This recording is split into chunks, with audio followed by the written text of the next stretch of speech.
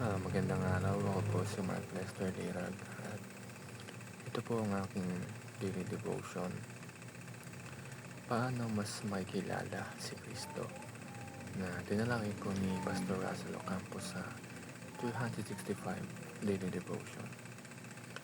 Ang Bible verse po ngayong araw ay galing sa Philippians chapter 3 verse 8. Ang sabi mo dito ay, "What is more, I consider everything a loss because of the surpassing worth of knowing Christ Jesus my Lord, for whose sake I have lost all things.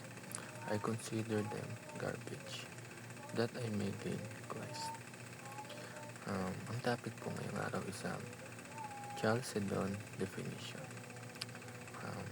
Ayon sa Chalcedon, si Jesus po ay isang persona na may dalawang kalikasan.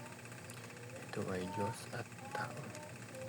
Ibig sabihin ay hindi siya kalahating Diyos at hindi rin siya kalahating tao, kundi ay siya isang ganap ng Diyos at ganap din na tao na sabay.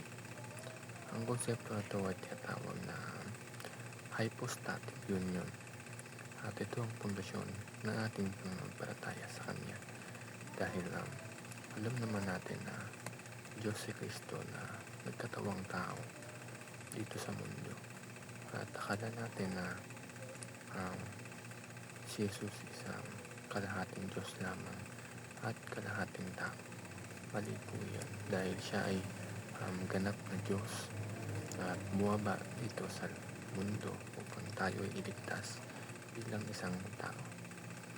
Ang first teaching is Christ is revealed from Genesis to Revelation. Mula sa simula ng Biblia hanggang sa katapusan si Kristo ay makikita natin sa bawat pahina. Siya ang pinangakong tagapagligtas sa Genesis at ang katuparan ng batas sa Gospels at hari ng mga hari sa Revelation. Ang second teaching is knowing Christ should be our deepest desire. Hindi naman dapat tayo makontento sa kaalaman tungkol kay Kristo. Dapat ay pinapalalim din natin ang hangarin natin upang makilala siya. Dapat sinisikap natin na kailangan mas makilala pa natin siya ng personal dahil dapat ito yung desire natin bilang tagasunod ng Panginoon or na palataya sa Kanya kasi hindi sapat na kilala lang natin siya. Ang last teaching is benefiting from Christ is not our priority. Maraming biyaya at pagpapala ang kasama ng pagiging Kristiyano.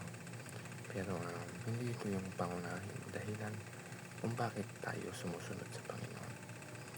Ang tunay na pananampalataya sa Diyos ay nakatuon lamang kay Kristo mismo at hindi lang sa mga natatanggap natin mula sa Kanya.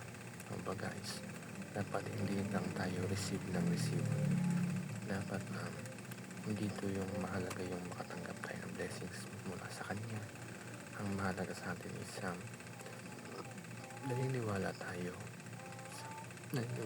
sa Panginoon at naniniwala tayo na siya ay nagligtas sa atin sa krus ng Kalbaryo upang mawala yung kasalanan natin or mabayaran yung kasalanan natin. Yun lamang po.